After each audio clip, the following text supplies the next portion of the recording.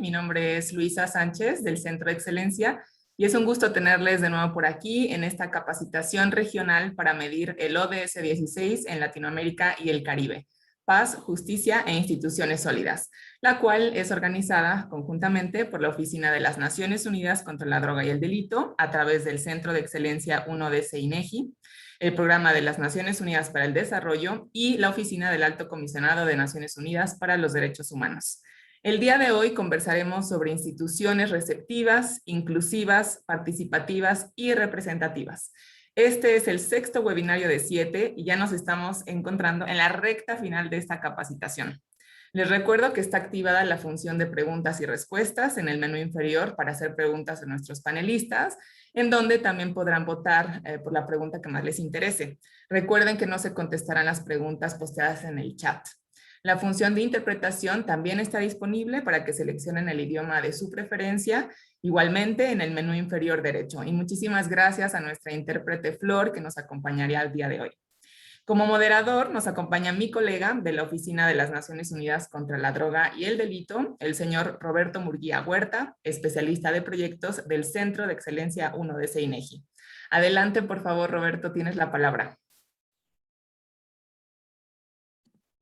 Perfecto, muchas gracias Luisa y muchas gracias a todos por acompañarnos. Nos da mucho gusto que sigamos teniendo una audiencia tan nutrida después de tantas semanas de arduo trabajo y colaboración con ustedes.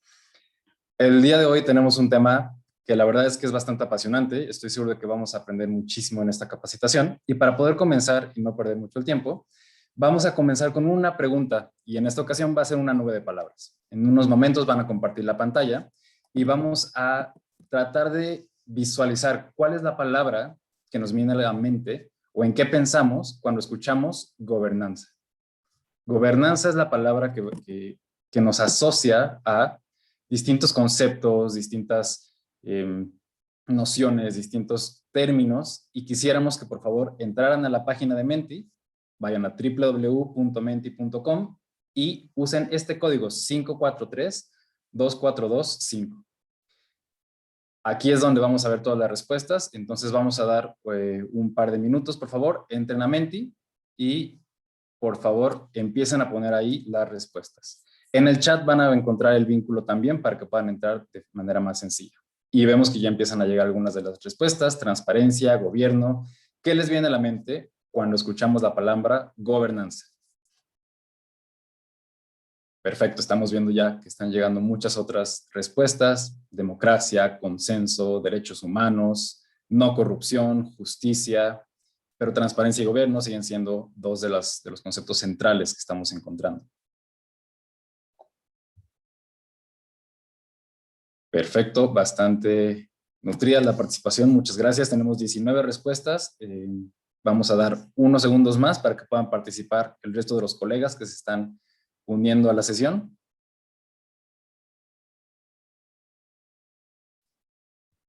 Veo que están pidiendo en el chat que pongan el código nuevamente, entonces podrían compartir en el chat el código, por favor. Recuerden, las respuestas las deben poner en la página de Menti, no en el chat, sino entrar a www.menti.com y utilizar el código que estamos compartiendo. Acaba de poner mi colega Mariana en el chat. Muy bien, siguen llegando las respuestas. Esta es una nube de palabras que, si ustedes pueden ver, tiene mucha riqueza en cuanto a los conceptos que se están utilizando. Tenemos muchos conceptos, pero seguimos teniendo como centrales gobierno, transparencia y ahora justicia también es una de las que están siendo más comentadas en el Menti. Para no robar mucho tiempo de las presentaciones, yo sugeriría que dejemos hasta aquí. Va a seguir el Menti abierto durante unos momentos. Al final de la capacitación vamos a retomar esta nube de palabras o la vamos a subir en las presentaciones. Pero por ahora vamos a pasar a la introducción de nuestros panelistas. El día de hoy tenemos un panel de lujo. Entonces, por favor, les pido que le demos la bienvenida a la señora Mariana Neves, especialista en estadísticas de gobernanza del Centro de Gobernanza de Oslo, del PNUD. Ella nos va a hablar sobre los indicadores 16.7.1b y 16.7.1c para la toma de decisiones participativa y representativa en el servicio público. Ustedes ya la conocen, ha participado en múltiples ocasiones con nosotros y nos encanta tenerte nuevamente aquí, Mariana. Muchas gracias. Solo para recordarte, tienes en esta ocasión 15 minutos para hacer la presentación. 4 minutos antes de que concluya este tiempo, voy a darte aviso y a los 15 te pediría que, por favor, cerraras tu participación. Muchas gracias y adelante. Thank you so much, Roberto. And thanks, everyone. I saw in the word cloud that it was governance, transparency were the ones that really highlighted. But we'll speak today of others that are also very connected with the governance. Next, please. Thank you. So today will be, the first presentation will be on the, already Roberto said, target 16.7, which is ensure responsive, inclusive, participatory, and representative decision-making at all levels. So those are the 4 words I was looking for in the word cloud. I saw some of them there. And for the indicator is the 16.7.1, which is proportions of positions in national and local institutions, including the legislative, public service, the judiciary, compared to national distribution by sex, age, persons with disability, and population groups. So in fact, there are 3 indicators there. So we have the A part, which is more on the parliaments, the B on public service, and the C on the judicial power. The 3, they have somewhat similar methodology, but their sources are completely different. And when you go down the methodology, you see that they're really, really different. That's why they are 3 separate. And today, for the first one, is covered by IPU, Interparliamentarian Union. They have all their data in Pardata, and it's a tier 1 indicator. So they have world coverage. We will not be speaking on that indicator today. We'll be speaking more on with others. There are tier 2. So there's less available data, which is B and C, public service and judicial power. Next, please. So for the indicator, what we'll be trying to see in this essence is it tries to compare the diversity, as we said in the beginning, our cultural diversity, our race diversity, diversity in all several senses, in the population with what we have inside the public service. Next, please. And why it tries to do this is because we have an understanding that the more diverse the public services, the greater it is its legitimacy. And with that also comes a higher trust. And we know trust has a lot of influence in the relationship between the population and the public service delivery, the service delivery. And in some way, it also will affect more the fairness and the quality of the decisions taken by the public service. So remember that the indicator focus more on the decision-making part. Next. So one point that we need to find, as we've been doing in all the several webinars, is the concept of what we call in public service is all the institutions, our institution with all the institutions under public service, but we have some that we have to exclude. This is military. We have to exclude also the public corporations or quasi-corporations owned or controlled by government units.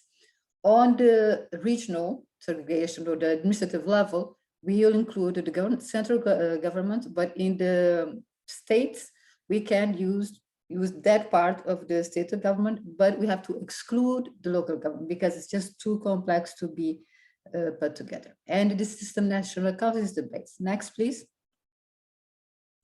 So this is the broad, and what exactly we'll not be doing for all institutions, all position levels. There's 5 as defined by ISCO. ISCO is the classification that says with the professions, the occupations, types of occupation. So it's these 5 types of occupation that it is believed they are the occupation directly related with decision making. Next, please. And for those 5 categories or 5 occupation groups, we will be looking at 4 specific groups that deal directly with the population. So why these 4 groups? 1, because they are the substantial part of the workforce.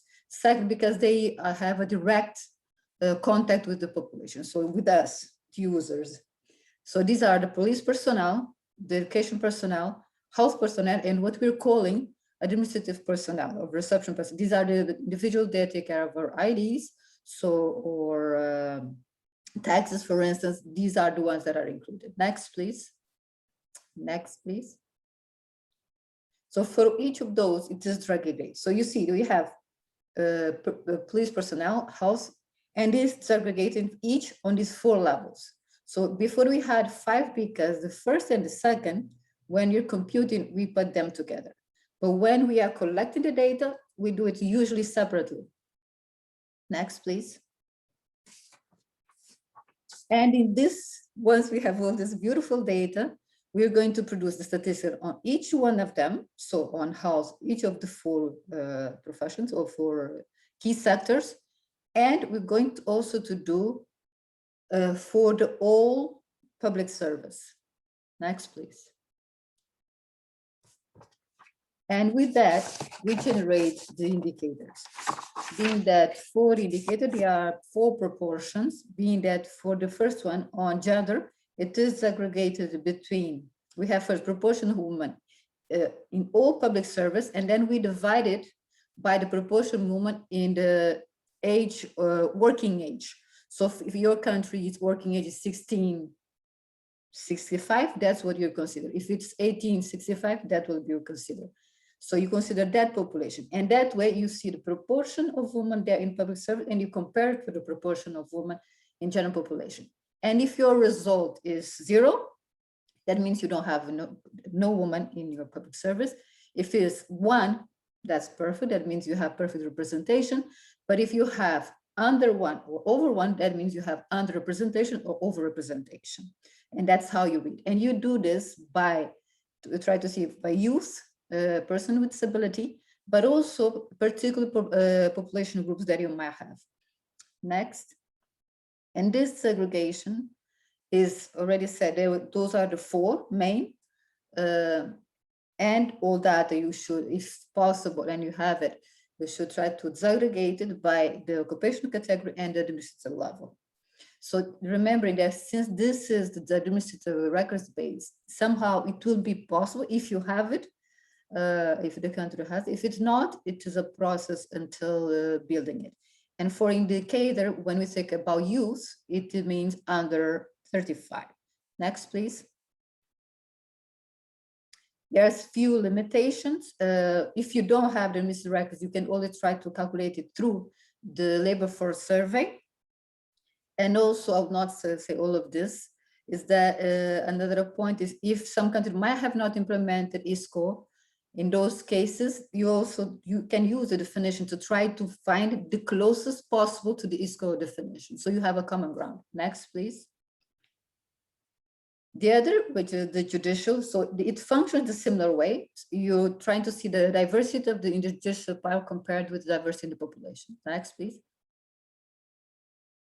And this is on the grounds that the more diversity you have in the judicial power, in the decision making, more accepted it is. But also it can mean that the decisions they are making will take into account the several considerations, cultural considerations. That does not mean that it will influence negatively, but you can, for instance, if you have a court, you have matters related to gender verifiers or other matters related to gender, but you have a complete male court, that might not be the best. And so for to reflect, it might be better if there's a little bit more representation. Next. So for us to calculate the concept, what are we going to focus is on the courts separated in 3 levels. The Supreme Court, Constitutional Court, a second level, what is being called the superior level court, and high level court, I'm sorry, and the lower level to the lower level court. So these 3 courts will try to separate. So most of the country will not have it divided like this. So this is an attempt, country can try to put where the classify as best as possible. And when the other, we were talking about decision-making position, this one also, there's 2 decision-making positions that are considered. One, the judge, And the other one, which is in English called registers, but in Spanish, the secretario has a lot of different terminology, but it's the person that can take decisions, and he has a power position inside the court in aiding for the judge. Next, please. So for this indicator is the same. The calculation method or the computation method is comparing the diversity of that particular group with the population. So proportion of female judges among all judges, let's say it's 50%. So you have a proportion of women in the working age population. If it's 50%, that results in 1, that's perfect, right? But you have to do that now the same for the secretarios, so the registrars, to see also if you have this perfect representation, because what can happen, usually happens to the contrary, you can have very close, a 1 in the registers, but maybe around only 30% on the higher level. So that's why you have, they are measured and they are followed separately. And for youth, in this case, it's under 45. And we do the same, you compute the same for population groups and for capacity, always, but the 2 levels, the judges and the registers secretaries. And the way you read the result is the same. Next, please. Quedan 4 minutos, Mariana, por favor. Gracias. Thank you. So those, as I said, here where I was searching when you're doing the workload, inclusive, the diversity. And again, this is where we see it. So we have, there's one that I did not mention before because I wanted to mention here. Besides sex, age, types of position, level of courts, there's one particularly important, which is nationally relevant population groups. That's a disaggregation that the indicator has, but it does not actually say what it is. And the reason it does not say what it is because this will really depend from country to country. In one country, your vulnerable group might be based on ethnicity. On the other might be based on religion. But what is common and what's the common ground or common factor is, we need to find either to the national development plans or inclusion strategies, which are the groups that are not present in the public service, they're not present in the judiciary. And it's those groups that you want to see if they are represented and how their representation is compared to their representation in the population.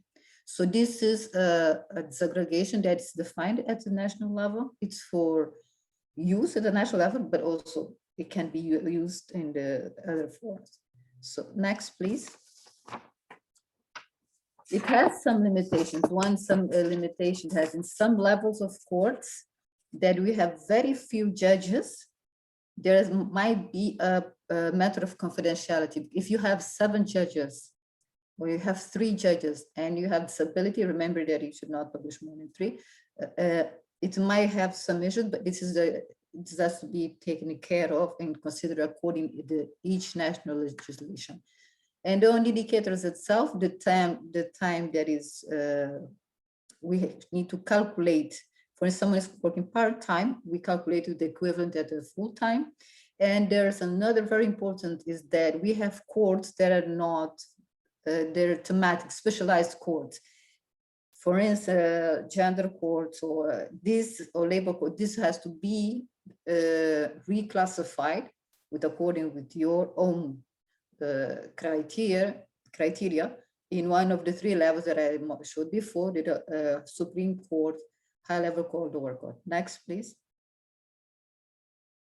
So I wanted to take this opportunity, or we want to take this opportunity that with the UNDP, but at a global address in the SDGs framework, we're sending the first call for data for these 2 indicators.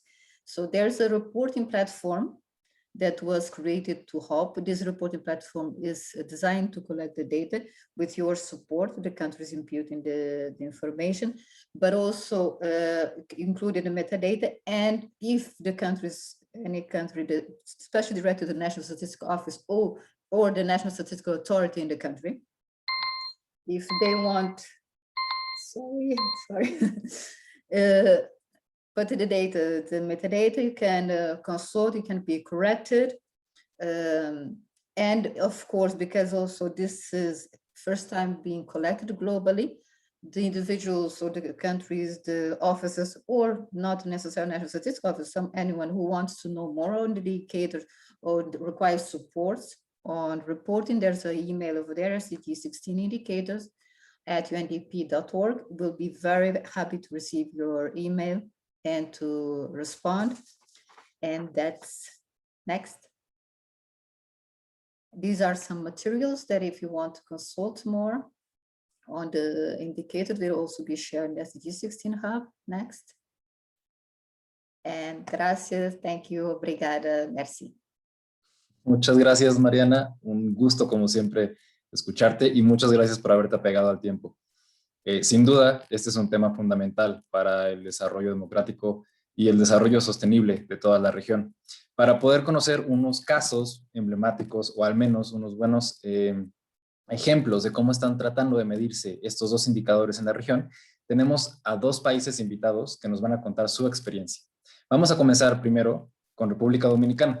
Y para eso le doy la bienvenida a la señora María del Mar Pérez, encargada de monitoreo y evaluación de la Unidad de Gobernabilidad Democrática del PNUD en República Dominicana.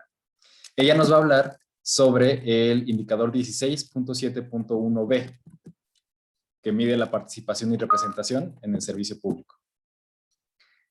Por favor, María del Mar, si pudieras, perfecto, muchas gracias, encender tu cámara y en este momento está compartiéndose la presentación. Solo quisiera recordarte, en tu caso, tenemos 10 minutos para la presentación. Cuando se cumplan 8 te daré un aviso y a los 10 estaremos cerrando. Muchas gracias. Perfecto, muchísimas gracias, Roberto, y muchísimas gracias a todas, todos y todes por estar aquí con nosotros. Queremos compartir con ustedes en la mañana de hoy, además de un caluroso abrazo desde República Dominicana, una herramienta con la que estamos acompañando a las instituciones públicas a medir la inclusión en República Dominicana. Para poder tener estabilidad de la conexión voy a apagar el video, pero sigo con ustedes.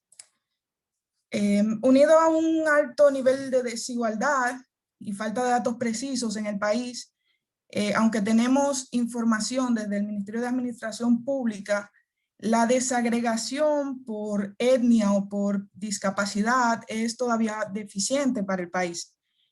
Contar con datos precisos, correctamente contrastados, actualizados y recientes en la materia ha sido todo un reto, y con la llegada de la pandemia del COVID se ha sumado un reto especial para la medición.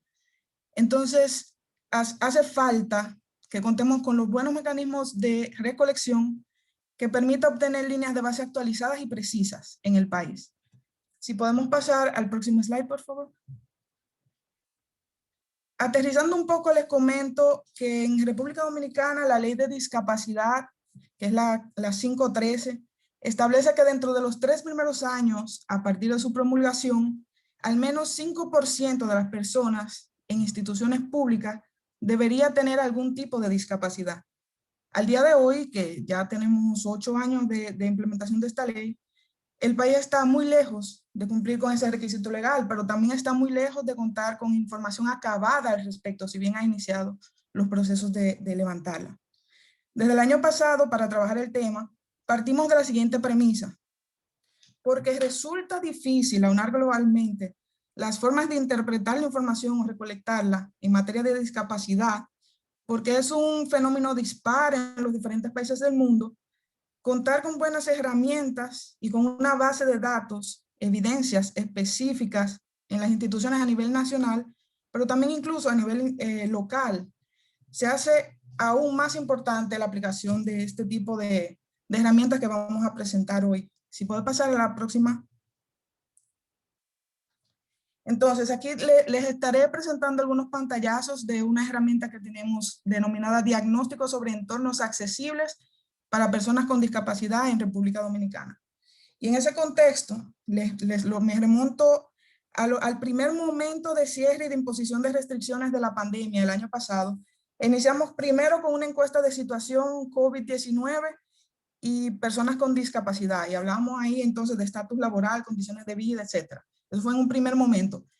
Y nos resultó entonces necesario acompañarlo con esta otra herramienta. Y nace inmediatamente el diagnóstico sobre entornos accesibles. De este es que le voy a hablar un poco en el día de hoy. Es de aplicación nacional a nivel institucional y está pensada no solo para el sector público, aunque esa es la meta principal, sino que también incluye, además de instituciones de justicia o el Tribunal Constitucional o instituciones parlamentarias, un acápite para empresas privadas y del sector público-privado. ¿Podemos pasar a la próxima? Entonces, al haber aplicado la herramienta, ahora contamos con información actualizada sobre en cuáles instituciones están laborando, trabajando, sirviendo personas con discapacidad. ¿En qué cantidad las tenemos? ¿En qué áreas específicas trabajan y qué rol están desempeñando ahora mismo? Si se han elegido, si se han nombrado o si han sido contratadas por la entidad. Y sobre todo, bajo qué protocolos específicos se han contratado o se han nombrado, bajo qué leyes y bajo cuáles normas. Además, estamos contando con datos sobre cuáles servicios inclusivos brinda la institución y si en esos roles de prestación de servicios tenemos un funcionario o un servidor público que atiende a la ciudadanía y que tiene alguna discapacidad. Eso también ha resultado de esta herramienta. Si podemos pasar, por favor. Entonces, con los resultados de aquella primera encuesta que les mencioné, la de condiciones de vida, pudimos esbozar ya un memorándum de entendimiento con el Ministerio de Trabajo y aquello marcha muy bien. Pero eso abrió la puerta a que las instituciones públicas quisieran también medir lo que habíamos medido en las personas, pero también en empresas. Y se han acercado a nosotros muchas contrapartes, el Poder Judicial, el Tribunal Constitucional, el Congreso, el mismo Ministerio de Administración Pública, y podemos entonces aplicar esta herramienta, que les presenté solamente unas cuantas preguntas de la misma, a modo de ilustración, y esperamos poder finalizar la aplicación del diagnóstico en estas instituciones que les menciono, especialmente en la administración pública, que concentraría entonces toda la información del recurso humano que está en cualquier nivel de prestación de servicios o de funcionariado en las instituciones públicas. Podemos proveer ahora datos, podemos llegar a la institución con un proyecto, pero también con información y decirles que ser inclusivas no es solo un compromiso con la sociedad, con el desarrollo o con el cumplimiento legal de cuotas y paridad, sino que también hemos podido llegar con una serie de recomendaciones y beneficios, porque hacer la inclusión en el funcionariado público o en el servicio público mejora la toma de decisión o de la política pública inclusiva basada en evidencia, pero además crea mayor confianza, reputación y aumento de la percepción de la institución y fortalece el vínculo con el público de interés propio y logra un mayor ajuste de expectativas en cuanto a la prestación del servicio y a la retroalimentación hacia la ciudadanía. Atrae además, sea para cuando lo aplicamos en empresas o para cuando lo aplicamos en instituciones públicas, que es lo que nos interesa, atraer usuarios o clientes a la institución y mejorar su percepción de la misma. Si podemos pasar a la próxima. Aparte del diagnóstico específico de personas con discapacidad, quiero también decirles que tenemos desde el contexto de la pandemia, aunque fue sumamente difícil aplicarlos por cuestiones de restricciones de movimiento específicamente, aunque como todos y todas aquí hemos buscado los métodos para llegar al levantamiento, hemos realizado otros diagnósticos, pero tienen que ver ahora con inclusión de personas viviendo con VIH o de la comunidad LGBTI, no solamente de personas con discapacidad de manera general. Sabemos ahora si trabajan en empresas, pero de manera específica, dónde están en las instituciones públicas. Y entonces empezamos a contar con mayor información sobre nuestros regidores, sobre las alcaldesas, pero también sobre el funcionariado y los servidores públicos que nos atienden y que tienen algún tipo de discapacidad.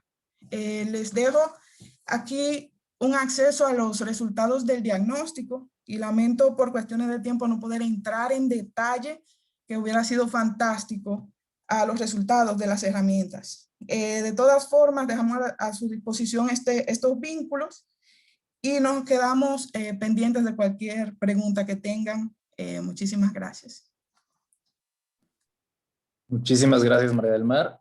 Muchas gracias por ceñirte también al tiempo, pero también muchas gracias por compartirnos este ejemplo. Sin duda, la inclusión es un aspecto fundamental para, bueno, cumplir con esta meta de los ODS. Les recuerdo a todos los participantes que las presentaciones van a estar disponibles en el SDG 16 Hub y en la página del Centro de Excelencia, así que van a poder contar con estos vínculos y con las presentaciones de cada uno de los ponentes. Avanzando con la agenda, vamos a ver ahora un ejemplo de otro país invitado para el indicador 16.7.1. Invito por favor a la señora Ana Lucía Aguiar, jueza auxiliar de la Presidencia y coordinadora del Departamento de Investigaciones Judiciales del Consejo Nacional de Justicia de Brasil. Ella nos va a compartir también la experiencia de Brasil. Nos da mucho gusto tenerte aquí, Ana Lucía. Muchísimas gracias. Y por favor, te recuerdo que tenemos 10 minutos para la presentación. A los 8 te daré un aviso. Muchas gracias.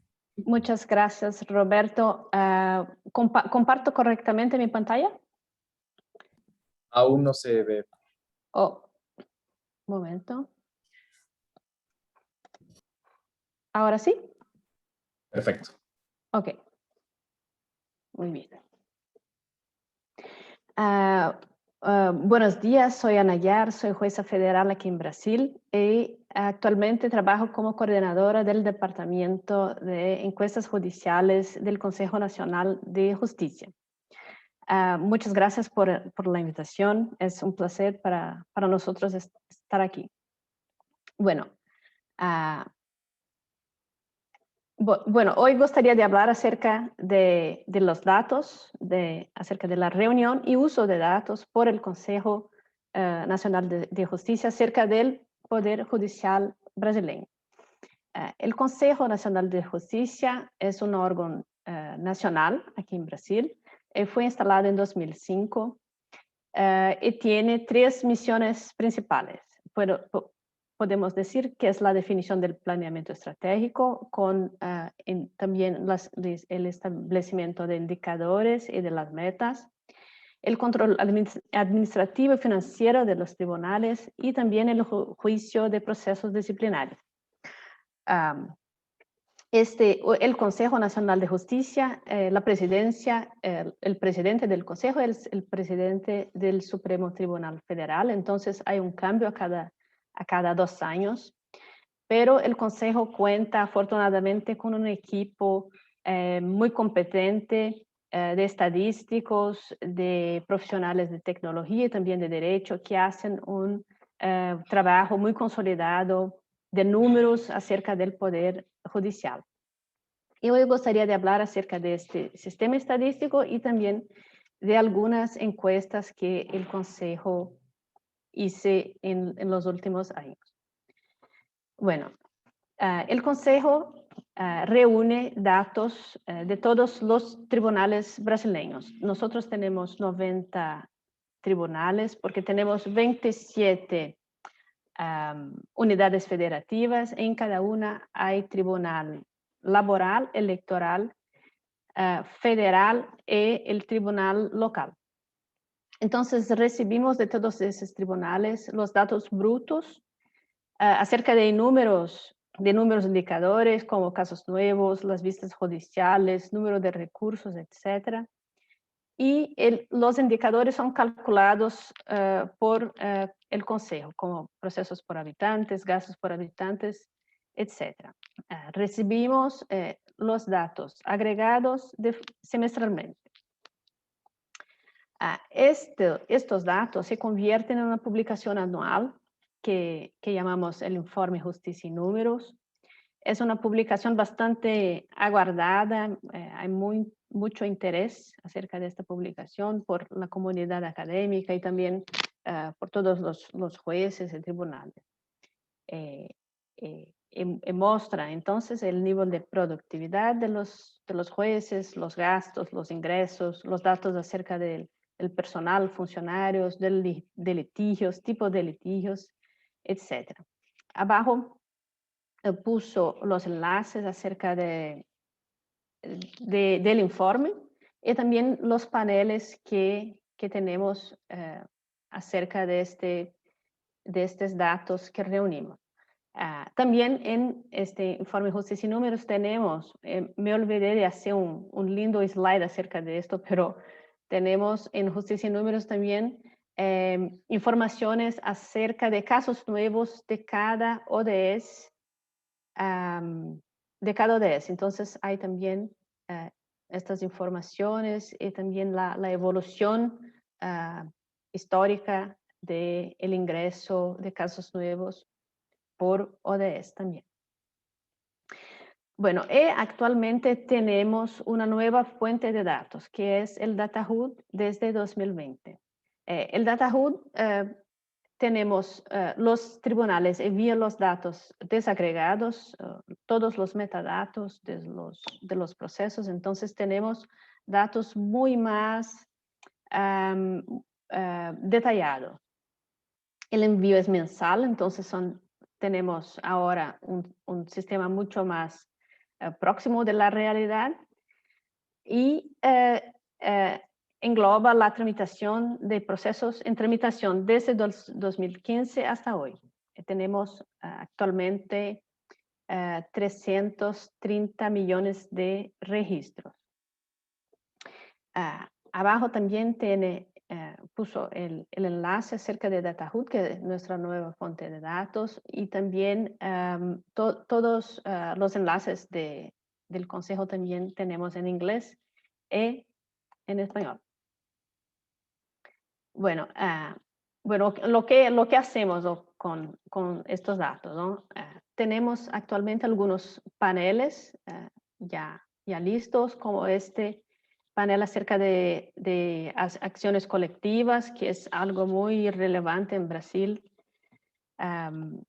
También un panel acerca de las interceptaciones de comunicaciones para las investigaciones criminales.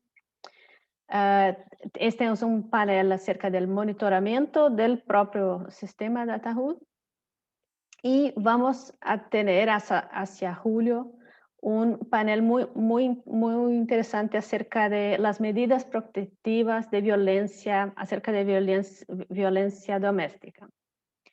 Es algo, el Consejo y todos los tribunales en razón de la ley María da Penha, tenemos un trabajo muy intenso acerca de esta temática.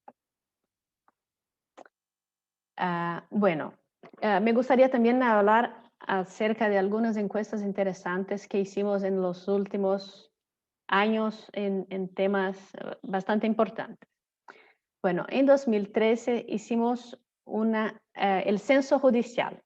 Fue una encuesta con 11.000 jueces y 170.000 funcionarios, con el objetivo de identificar la color y raza y estipular criterios para la creación de una cuota racial. Aquí en Brasil tenemos esto bien establecido en el servicio público,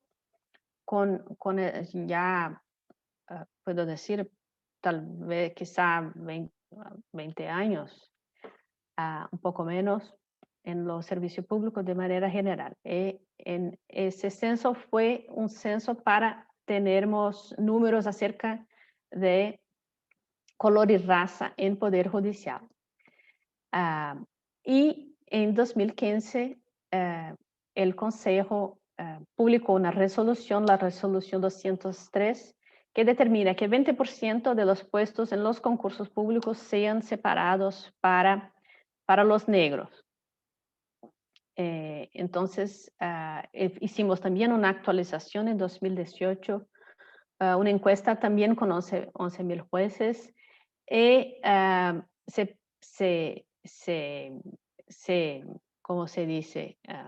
La conclusión es que la equidad, esta equidad de 20% solamente, se mantenida esta cuota de 20% solamente alcanzaremos en 2044. Este slide muestra aquí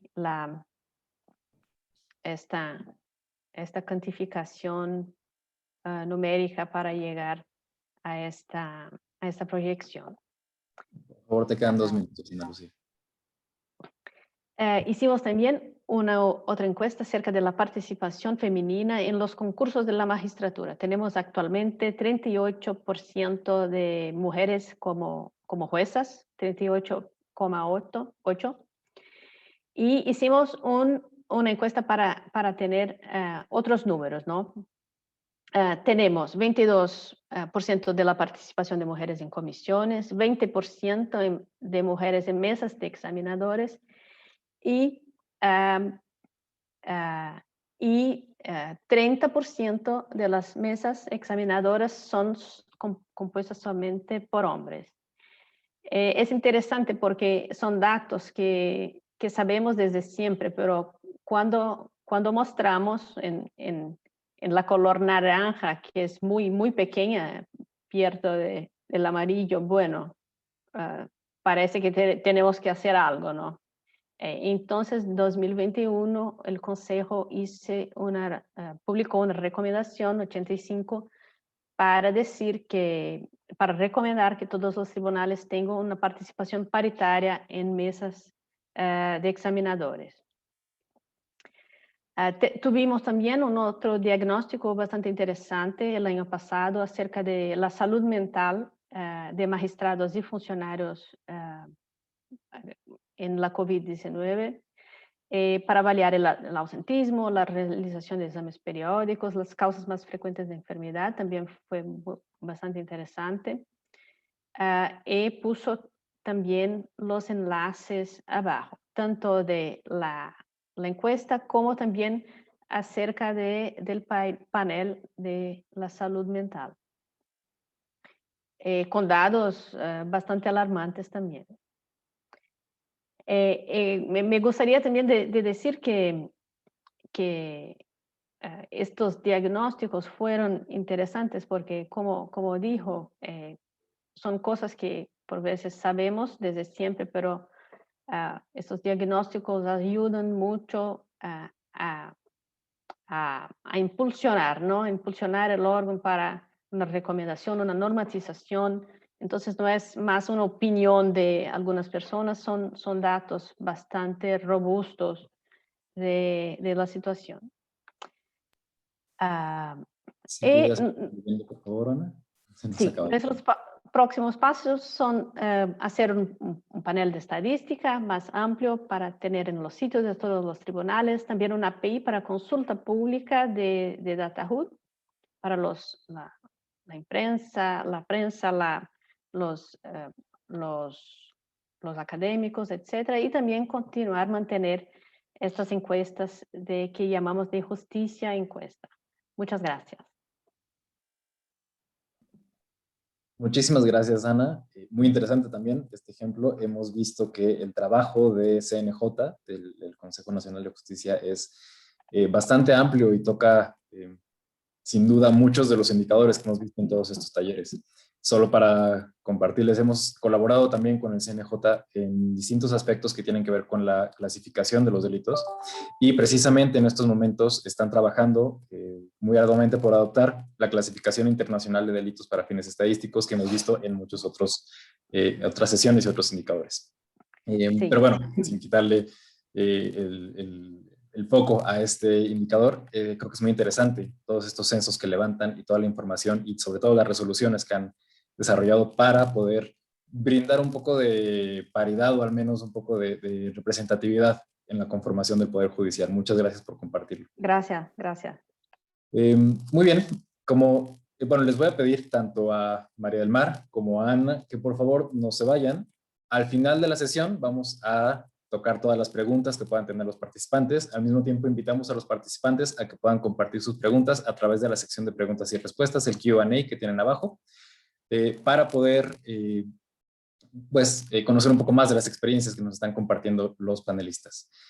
Vamos a pasar a la segunda parte de nuestro seminario del día de hoy. Para esto vamos a iniciar o detonar la conversación con una encuesta que queremos hacerles a todos los participantes. En unos momentos van a ver que aparece la encuesta en sus pantallas y les quisiéramos preguntar qué grupos pueden considerarse los más vulnerables dentro de su país.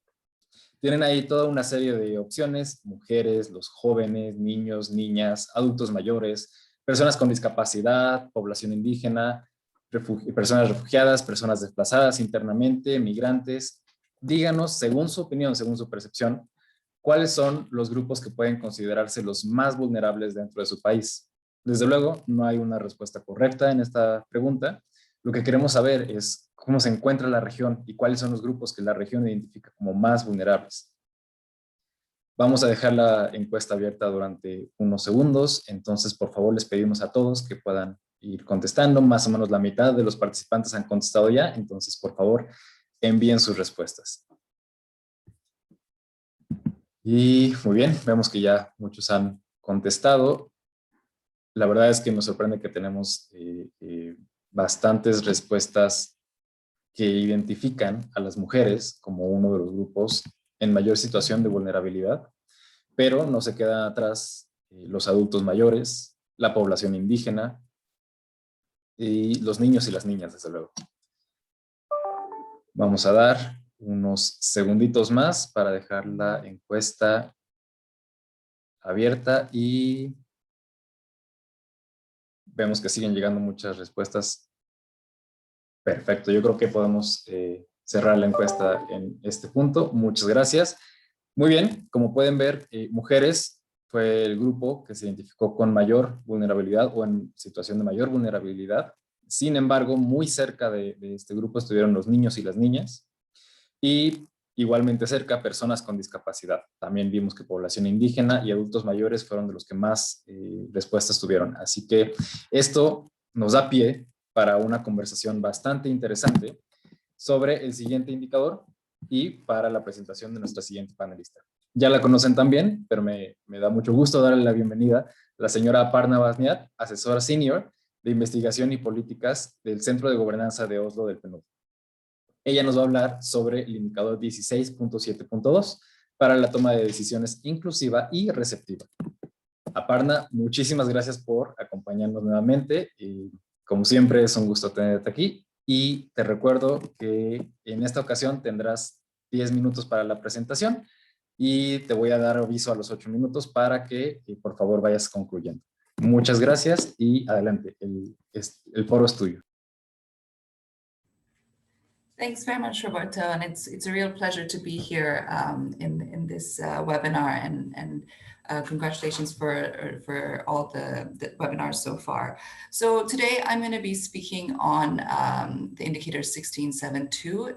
It's the other part of the target 16.7, which measures, it has many dimensions to it, but it measures responsiveness, inclusion, participation, and representative decision-making. So Mariana has already spoken about one part of it, which looks much more at representation and also some levels of participation in decision-making. This indicator is going to be speaking more about inclusion and responsiveness. So next, please. So the indicator itself, as you can see there, it's talking about proportion of population who believe decision-making is inclusive and responsive. And it disaggregates the indicator by sex, age, disability, and population groups. And this is particularly important, I mean, for all indicators, but I think that this to better understand this indicator as well. So the indicator is a survey-based indicator, and what it does is it tries to understand the extent to which people think that their governance systems, their political processes, their politicians actually listen to them, listen to what they have to say, and act on their priorities and their issues. It tries to measure the extent to which people feel that there is room for them to participate in decision-making in their communities, in their societies. So it is measuring something called political efficacy. And why are we measuring this indicator? I think what it does is it gives you an ability to understand sort of the overall, you know, it's almost like a temperature check on how the governance system in the country is doing. Do people feel that they have a say in it? Do people feel that they can influence outcomes, governance outcomes? And I think that that it's also particularly linked, especially now you can see it linked to issues around trust, confidence in the government. So I think it helps to measure that overall. But I think it also, you see in the last point there, we try to link it to other indicators, particularly discrimination and poverty. And the reason we do that is because if you look at it from the perspective of not just the overall health of the governance system, but to try and understand which particular groups of the population feel that they are not being left out, who is being left behind, who feels that their government is not listening to them, who feels that their priorities are not being responded to. And I think that is an important aspect of this indicator to look at in more detail. And I think also particularly in conflict and fragile contexts to understand who feels that the political system is not representing their interests. So I think it's an indicator that gives you that picture very quickly on what the situation is and what the perceptions are on the ground. Next, please. So I won't go very much in detail in this slide, but it's really to give you an overall sense that the right to political participation, to have right to having a say is part of international frameworks, and it's recognized for different groups and different population groups as well. Next, please. So the first part, the indicator is measured by two questions. So the first one is trying to measure inclusive decision-making. And the question you see there is, how much would you say that the political system in your country allows people like you to have a say in what the government does? And what this is trying to measure is really the extent to which, as I was saying earlier, people are able to express their political opinions, express their priorities, have some way to engage in decision-making processes, and feel that they're being listened to. And there's a scale from 1 to 5 in which that they can respond to this question. Next, please. The second part is looking at the responsiveness of decision-making. So here is the extent to which people feel that governments, political systems, political institutions, politicians, any decision maker is listening and acting on what they are indicating as their preference. So it's not just about can they say and express their opinions, but also the extent to which governments are responsive. And the question here is, how much would you say the political system in your country allows people like you to have an influence in politics? And the scale here is for, again, the same 1 to 5. And essentially these two questions make up this indicator. Next, please. In order to compute the indicator, I think basically what you would need to do is look at the three positive responses, some, a lot, a great deal, add them together, and then take the average of the two responses, and that will give you the number for the indicator. Next, please. So this is my last slide, and I won't go into that much detail here because I think Mariana did a great job already. It's a similar slide to the one that she presented. And it's really to emphasize again the importance of disaggregation to better understand the indicator and what different population groups, how it affects different populations groups in terms of their ability to influence decision-making processes. So I'll just stop there and say that this indicator, these survey questions are part of the SDG 16 survey that we've been working with colleagues in UNODC and OHCHR on, and I think we are going to be hearing a bit more about it shortly. So thank you very much. Back to you. Muchas gracias, Aparna. Y efectivamente, estamos a punto de conocer una experiencia bastante relacionada con esto. Para no tomar mucho tiempo de la sesión, me gustaría invitar ahora al señor Víctor Tablas, analista de datos de PNUD Infosegura en El Salvador. Víctor nos va a hablar sobre la encuesta piloto del ODS 16 en El Salvador y midiendo la toma de decisiones inclusiva y receptiva, el indicador 16.7.2. Víctor, como siempre, es un gusto tenerte nuevamente aquí. Me da mucho gusto saludarte Y te recuerdo que tienes en esta ocasión 15 minutos para hacer la presentación. Cuando te queden 4 minutos, yo te estaré dando un aviso. Por favor, puedes comenzar. El foro es todo tuyo. Buenos días, muchas gracias Roberto, muchas gracias también por la invitación a participar en este espacio.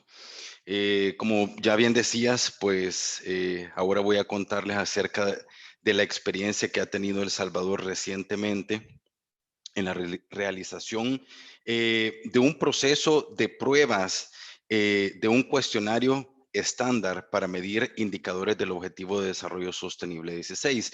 Y particularmente esto viene desde unas pruebas cognitivas de ese cuestionario a unas pruebas piloto que recientemente terminamos. Entonces, vamos a la siguiente. Voy a darles unos pequeños antecedentes del caso del país, del caso de El Salvador, en la medición de la Agenda 2030 y particularmente de este ODS 16, ¿verdad? Para luego pasar en específico a ese indicador 16.7.2 que habla sobre la toma de decisiones inclusivas y receptivas.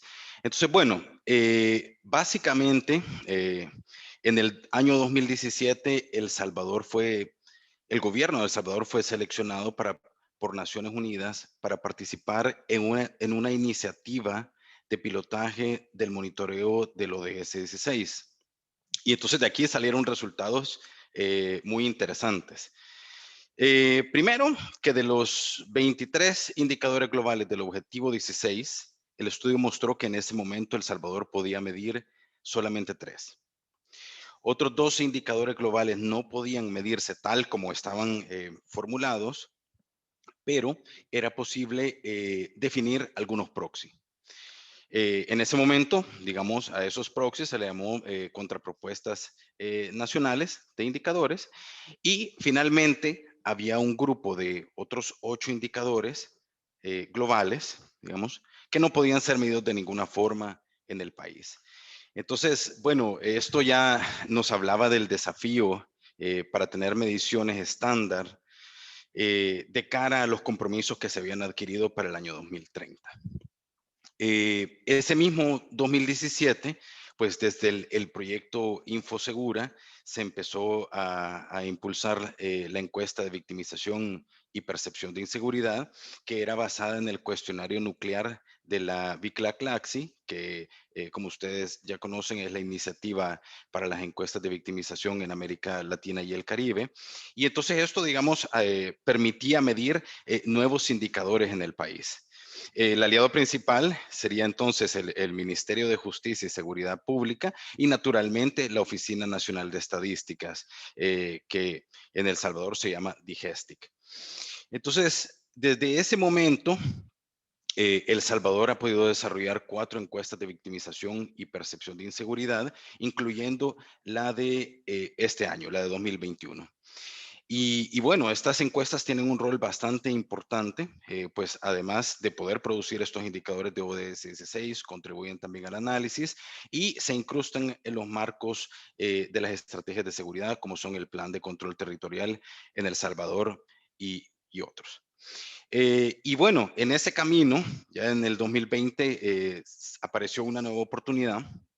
Y esta era la de participar en ese ejercicio de pruebas cognitivas y pilotaje, naturalmente junto a otros países, para poder probar y realizar recomendaciones para la formulación de un cuestionario global que brindaría entonces salidas múltiples para muchas más mediciones para el objetivo 16. Entonces, fue así que en la iniciativa nos embarcamos la DIGESTIC, el PNUD Infosegura y el Centro de Gobernanza de Oslo del PNUD. Este último como promotores de la iniciativa y aliados técnicos clave. El ejercicio entonces se iba a desarrollar en dos fases. Esta primera, que iban a ser las pruebas cognitivas, iban a permitir evaluar la comprensión, el interés, la honestidad, nivel de fatiga o capacidad de las personas entrevistadas para recordar ciertos ítems incluidos en la encuesta. La segunda parte, ya compuesta por el estudio piloto, serviría como un ensayo de campo, un ensayo a más grande escala del proceso completo de levantamiento de la encuesta. Y aquí, bueno, saldría información valiosa, ¿verdad? Por ejemplo, niveles de rechazo, dificultades para responder ciertos ítems o ciertos módulos, tiempo de implementación, estructura de datos, entre varios más. Vamos a la siguiente. Entonces, pero ¿por qué realizar este esfuerzo, digamos? Bueno, ya sabemos que los metadatos del objetivo 16 nos sugieren que muchos indicadores tienen que medirse a través de encuestas, pero no es deseable tener metodologías que varíen de país a país o incluso que varíen en el mismo país en el tiempo, porque las metodologías a veces se descontinúan, las mediciones se descontinúan. Entonces, para asegurar esas mediciones estándar, era importante tener una herramienta metodológica unificada que permitiera tener esas comparaciones en el tiempo y que además los resultados se pudieran interpretar de la misma forma en los distintos países.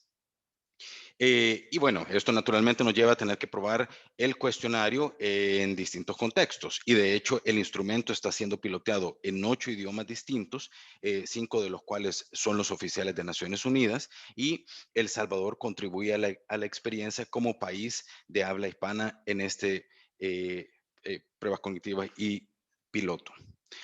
Entonces, estos ejercicios piloto, además, permiten construir las capacidades nacionales, las capacidades de las instituciones nacionales, que son las que finalmente se encargarán de manejar los datos, de recolectar los datos, y entonces en particular me refiero a las oficinas nacionales de estadística, como la DIGESTIC. Y por último, aunque estos pilotos, digamos, son experiencias bien puntuales en algunos países en este momento, las aplicaciones piloto sirven como prueba de validez para otras oficinas de estadística en la región. Es decir, constituyen evidencia que estos instrumentos, digamos, cuestionarios, manuales, guiones, etcétera, han sido ensayados en contextos similares. Vamos a la siguiente, por favor. Entonces, el cuestionario es uno bastante grande, ¿verdad? Incluye 6 módulos y estos, digamos, se pueden dividir en 12 secciones para medir los objetivos de desarrollo sostenible 16, perdón, los indicadores de ese objetivo, pero basados en encuestas que van dirigidas a hogares. Entonces, estos módulos contemplan preguntas para calcular los 9 indicadores que ustedes ven a la derecha y sus desagregaciones. Entre estos módulos están los de seguridad, gobernanza, corrupción, discriminación, acceso a la justicia, violencias y trata de personas. Es importante acá decir que el instrumento se compone de preguntas que son mandatorias, digamos que sí o sí tienen que estar para poder entonces calcular los indicadores, pero también hay algunas preguntas adicionales que son pues opcionales, ¿no? Y que ofrecen, por tanto, variables adicionales y que amplían las posibilidades de cruces para los análisis. Por otra parte, quiero señalar que también existen otros 2 indicadores de todo el ODS 16 que vienen de encuesta, pero que son encuestas, por ejemplo, dirigidas a negocios, como sería tal vez el caso del indicador 16.5.2, ¿verdad? O como sería el caso también del indicador 16.2.1, que es un indicador referido a castigo físico o psicológico en menores de edad, pero que requieren un tratamiento especializado y usualmente se levanta por encuestas de indicadores múltiples, que son las MICS. Y bueno, que en algunos casos, como en El Salvador, estas se trabajan como encuestas de salud. Vamos a la siguiente, por favor. Ahora, como les decía, esta oportunidad apareció en el 2020 y entonces planificamos temprano con la DIGESTIC, con el centro de Oslo, muy temprano planificamos cómo se iba a hacer esto. Y entonces, naturalmente, aquí se contemplaron los desafíos típicos para los trabajos de entrevista y encuesta, ¿verdad? Que la DIGESTIC tiene mucha experiencia realizando. Pero de nuevo, como esta planificación se hizo muy temprano en el 2020, eso tuvo que cambiar bastante rápido. Es decir, ya para el primer trimestre, para el cierre del primer trimestre, ya nos enfrentábamos a casos de COVID, a restricciones de movilidad por cuarentenas obligatorias, cierres de centros educativos, suspensiones totales del transporte público, entre otros, ¿verdad? A lo que se sumó, pues también la llegada de algunas tormentas tropicales, digamos que son eventos que ocurren, pero en el contexto venía como a sumarse, ¿verdad?, las complicaciones, y de hecho fueron tan complicadas que pusieron en estado de emergencia al país. Vamos a la siguiente, por favor. Entonces, bueno, naturalmente aquello que se había pensado en hacer de manera presencial ya no se podía hacer así. Entonces, en ese contexto de encierro se decidió adaptar la estrategia y bueno, como arrancaba con las pruebas cognitivas que representan un estudio a pequeña escala, que básicamente son 40 entrevistas divididas en rondas, donde una persona es la que entrevista y una segunda actúa como observadora, tomando nota de reacciones frente a las preguntas, pues entonces el Centro de Oslo sugirió realizar las entrevistas por medios digitales, particularmente con métodos Kawi. Y esto no es nada más que, digamos, entrevistas asistidas por web, es decir, entrevistas a distancia. Y para esto, sin embargo, creímos oportuno apoyarnos de una empresa que tenía mucha experiencia en estos métodos y que orientó la prueba y la ejecución. Entonces, se pudo realizar con éxito. No pongo la foto por privacidad de las personas entrevistadas, pero se pudo realizar con mucho éxito y los insumos pues, y el reporte sirvieron para brindar la primera retroalimentación a ese cuestionario y a preguntas sensibles. 3 minutos, por favor. ¿Cuánto? 3 minutos, por favor. 3 minutos. Ok. Bueno, la prueba piloto ya se hizo de manera presencial, se hizo a través de métodos CAPI, se trabajó todos los días. Esto finalmente, el propósito era levantar 500 entrevistas y se concluyó en abril del 2021. Ahora, vamos a la siguiente, por favor. Quiero aprovechar para centrarme en este 16.7, en la meta, y particularmente en el indicador que ya presentaron, y es la proporción de personas que cree que la toma de decisiones es inclusiva y receptiva, y sus desagregaciones. Las preguntas para este indicador se encuentran en el módulo de gobernanza del cuestionario que probamos. Vamos a la próxima, por favor. Y entonces, en particular, aprovecho esa experiencia para traer datos, ejemplo, ¿verdad? De lo que ahí se recolectó. Y bueno, este indicador, como ya comentaban, es una medida de la eficacia de política y que se basa en dos preguntas de la encuesta. La primera, que está a la izquierda, ¿en qué medida diría usted que el sistema político le permite a personas como usted tener voz y voto en lo que hace el gobierno? Y está rankeada de 1 a 5. Y la segunda es, ¿en qué medida diría usted que el sistema político le permite a personas como usted tener influencia en la política? Y de igual forma está rankeado de 1 a 5. Entonces, el indicador que buscamos se calcularía de la siguiente forma. Para la primera pregunta, la que está a la izquierda, sumo el porcentaje de respuestas válidas contestadas como 3, 4 o 5. Es decir, las que se refieren a las categorías algo, bastante y mucho. En ese caso, obtuve 57.2, como se puede ver en la cajita que está en color naranja. Para la segunda pregunta, se repite el mismo proceso, sumo las respuestas marcadas como algo, bastante y mucho, y en ese caso nos da 40.5. Entonces, el valor del indicador ODS 16.7.2 sería la media aritmética de ambos resultados, que en este caso es 57.2, como pueden ver al fondo de la lámina resaltado en blanco. Vamos a la siguiente, por favor. Bueno, y el indicador ya sugiere algunas desagregaciones, ¿verdad? Para esas desagregaciones repetiríamos el mismo proceso, pero filtrando para estos subgrupos, ¿verdad? Y estas son las desagregaciones mínimas que nos sugiere el indicador, pero quiero enfatizar que hay muchas otras desagregaciones que son importantes para atender ese desafío de no dejar a nadie atrás, ¿verdad? Como lo indica la Agenda 2030. Yo aquí menciono solo algunos ejemplos: el lugar de residencia, la etnia, condiciones de movilidad, otras condiciones, condición de movilidad, otras condiciones como personas que han cumplido penas en cárcel, entre muchas otras. Y vamos a la última.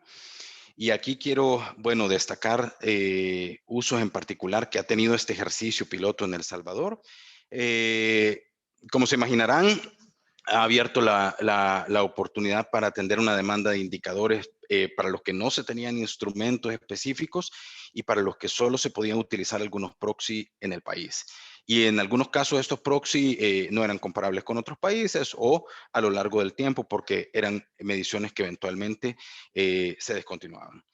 Y en particular también, ahora que se ha concluido el ejercicio de pilotaje, la DIGESTIC ha manifestado su interés para aplicar módulos específicos del cuestionario, como el de discriminación o acceso a la justicia, en espacios rotativos de las encuestas permanentes de hogares, como la encuesta de hogares de propósitos múltiples, que tiene tamaños de muestra muy grandes y que permiten además vincular con temas que pueden ser de bastante interés, como empleo, ingresos, vivienda, pobreza multidimensional, entre otros.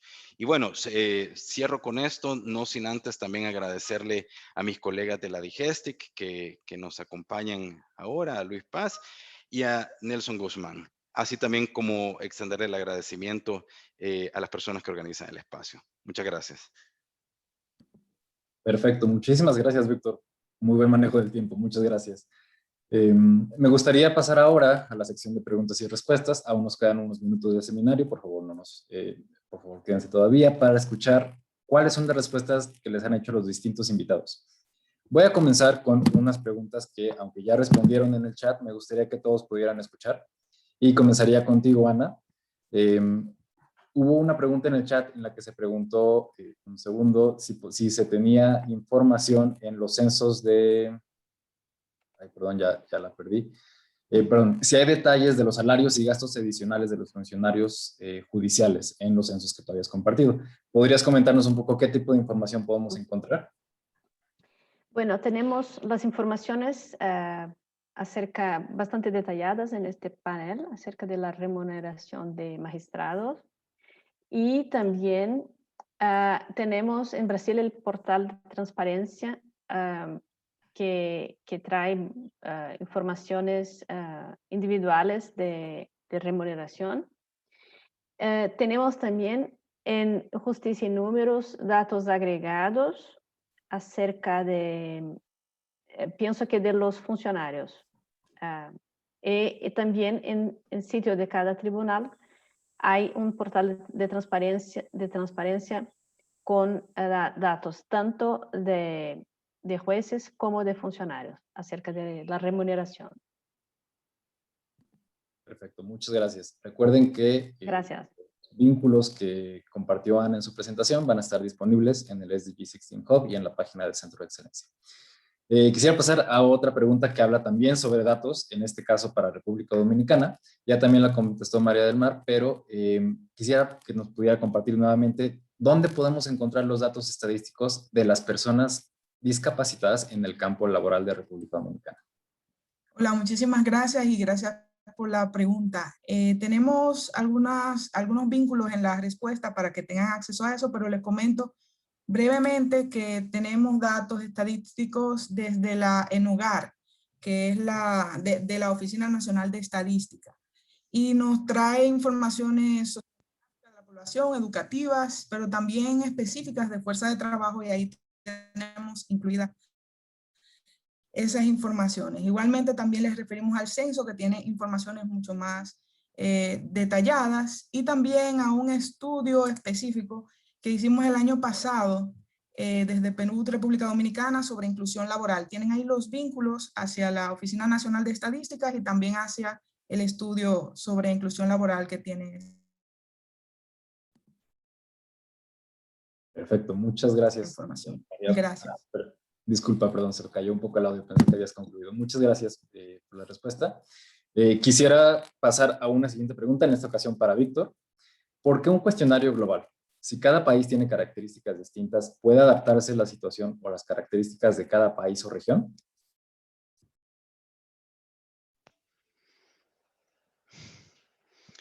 Gracias, Roberto. Bueno, sí, definitivamente cada país tiene realidades distintas, pero lo que se ofrece, digamos, o lo que se busca más bien, es tener un instrumento que permita la comparabilidad entre esas realidades. Naturalmente, los instrumentos son adaptables, ¿verdad? Para las situaciones específicas de los países, y así se ha hecho, digamos, para El Salvador, como así se ha hecho para el resto de países. Pero la idea es poder llegar a un número o una serie de números que cuando uno los mire, uno a la par del otro, pues sepa que se refieren eh, básicamente a lo mismo, aunque tengan, digamos, sus particularidades. Perfecto, y aprovechando que te tenemos aquí, por favor no apagues la cámara, aprovecharía para hacerte también una pregunta de por qué en las desagregaciones se coloca la opción de tatuajes. Claro, y eso viene vinculado justamente con lo anterior, digamos, eh, son realidades específicas de cada país que pueden generar, por ejemplo, temas de discriminación. Entonces, tal vez una persona que tenga tatuajes en un determinado país o en una determinada región puede, puede ser un elemento de discriminación, cuando tal vez eso mismo en otro país o en otra región no lo es. Entonces, son algunos ejemplos y seguro cada uno de los países tendrá muchas cosas que acotar, digamos, dentro de las desagregaciones que sean relevantes para poder entender, digamos, de mejor manera estos indicadores. Perfecto, muchas gracias, Víctor. Ana, si tuvieras oportunidad, tenemos todavía unos minutos y podríamos contar dos preguntas que nos hacen. La primera es, en el portal de transparencia, ¿cuántas instituciones nutren con su información este portal y quiénes realizan la carga? Y aprovechando, lo vincularía con otra pregunta que dice, ¿cuál es la periodicidad con relación a la actualización de la información en el portal? Bueno, este portal de transparencia es un portal del gobierno federal, entonces son los órganos federales. Los órganos estaduales y municipales tienen sus portales también. La periodicidad no lo sé, pienso que es mensal. Esta cuestión de transparencia de remuneración puedo decir que está bastante consolidada en Brasil. Tenemos normativos de hace años, tenemos que divulgar incluso no solamente la remuneración genérica, pero la remuneración de la persona tal.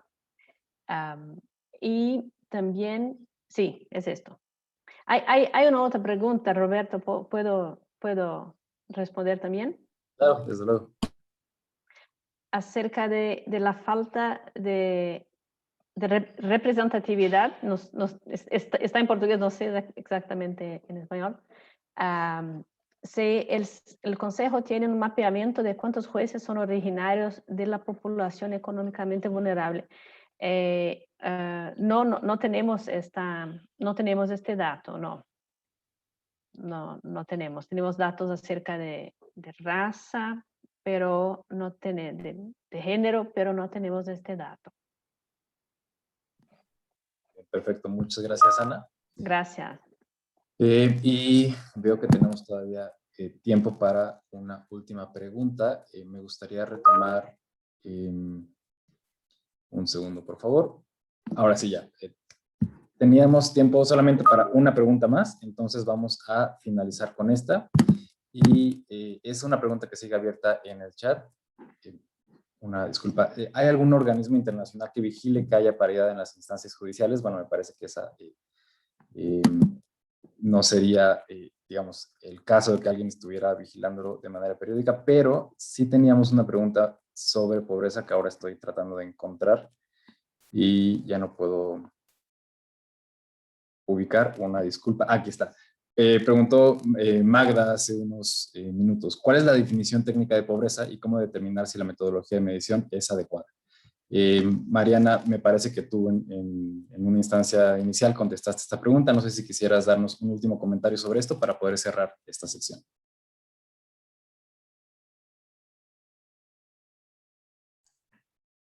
Sorry, was Aparna. Perdona, Aparna, por favor. Sorry, should I come in, Roberto? Sí, por favor. Yeah. So on this question, I put the answer in the chat, and I think that, you have SDG 1 that provides methodology in different measuring poverty. So I think you can take a look at that.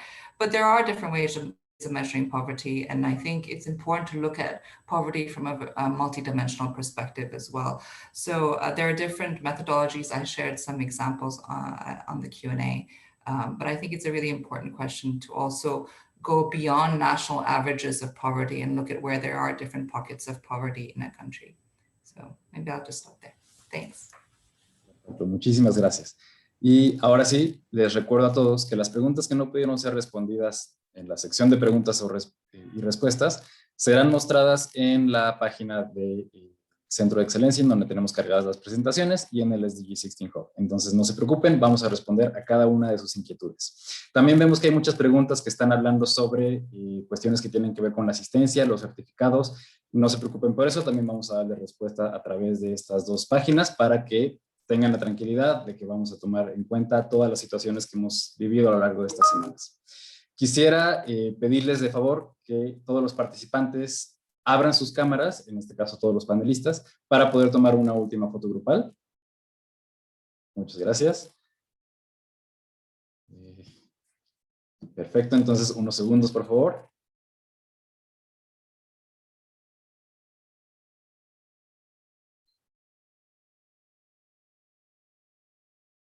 Perfecto, muchas gracias. Y antes de que se vayan todos los invitados y todos los asistentes que tenemos hoy, tenemos un par de anuncios adicionales que hacerles que tienen que ver con próximos eventos y sobre todo con el seminario de cierre de esta serie de capacitación regional.